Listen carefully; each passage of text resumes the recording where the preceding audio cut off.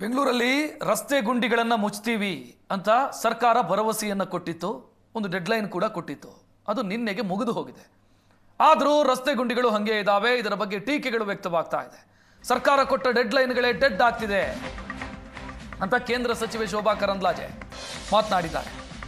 ಗುಂಡಿಯಿಂದ 6ಕ್ಕೂ ಹೆಚ್ಚು ಜನ ಸತ್ತಿದ್ದಾರೆ ಅಂತ ರಾಜ್ಯ ಸರ್ಕಾರದ ವಿರುದ್ಧ ಶೋಭಾ ಕರಂದ್ಲಾಜೆ ಕಿಡಿಕಾರಿದ್ದಾರೆ.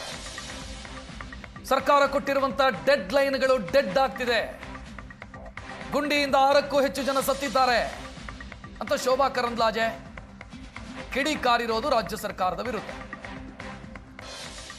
ಯಾರು ಪರಿಣಾಮಕಾರಿಯಾಗಿ ಕೆಲಸ ಮಾಡಕ್ಕಾಗಲ್ಲ ಅಂತವರು ಇಂಥ ಎಲ್ಲ ದುಷ್ಕೃತ್ಯಗಳನ್ನ ಮಾಡ್ತಾರೆ. ಕಸವನ್ನ ಎತ್ತೋದು, ಕಸವನ್ನ ಸೆಗ್ರಿಗೇಟ್ ಮಾಡೋದು, ಕಸವನ್ನ ಬೇರೆ ಬೇರೆಯಾಗಿ ವಿಂಗಡಣೆ ಮಾಡಿ ಅದನ್ನ ಮುಂದಿನ ಪ್ರೋಸೆಸ್ ಮಾಡೋದು ಬಿಬಿಎಂಪಿ ಮೊದಲಿಂದ ಮಾಡಬೇಕಾಗಿತ್ತು. ನಮ್ಮ ಮಹಾನಗರ ಪಾಲಿಕೆಯ ಅಧಿಕಾರಿಗಳು, ನಮ್ಮ ಮಹಾನಗರ ಪಾಲಿಕೆಯ ಕಸದ ಗುತ್ತಿಗೆದಾರರು ಅದೇನ್ ಮಾಡ್ತಿದಾರೋ ಗೊತ್ತಿಲ್ಲ, ಯಾವ ಲಾಬಿಯಲ್ಲಿ ನಡೀತಿದೆಯೋ ಗೊತ್ತಿಲ್ಲ. ಈ ಕಾರಣಕ್ಕಾಗಿ ಇವತ್ತು ಬೆಂಗಳೂರಿನ ಎಲ್ಲ ರಸ್ತೆಗಳಿಗೂ ಕೂಡ ಕಸ ಬೀಳ್ತಾ ಇದೆ.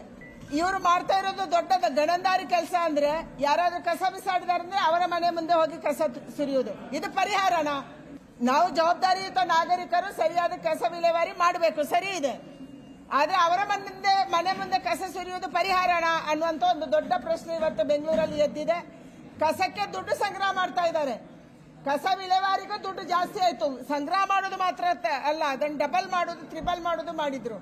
ಆದ್ರೆ ಕಸದ ಸಮಸ್ಯೆಯನ್ನು ಬಗೆಹರಿಸಕ್ಕೆ ಕರ್ನಾಟಕ ರಾಜ್ಯ ಸರ್ಕಾರವೂ ಆಗ್ತಿಲ್ಲ, ಬೆಂಗಳೂರಲ್ಲಿ ಉಸ್ತುವಾರಿ ಹೊತ್ತಂತ ಮಂತ್ರಿಗಳು ಇದರ ಬಗ್ಗೆ ಯೋಚನೆ ಮಾಡ್ತಿಲ್ಲ, ಬೆಂಗಳೂರಿನ ಮಹಾನಗರ ಪಾಲಿಕೆ ಕೂಡ ಇದರ ಬಗ್ಗೆ ಯೋಚನೆ ಮಾಡ್ತಾ ಇಲ್ಲ.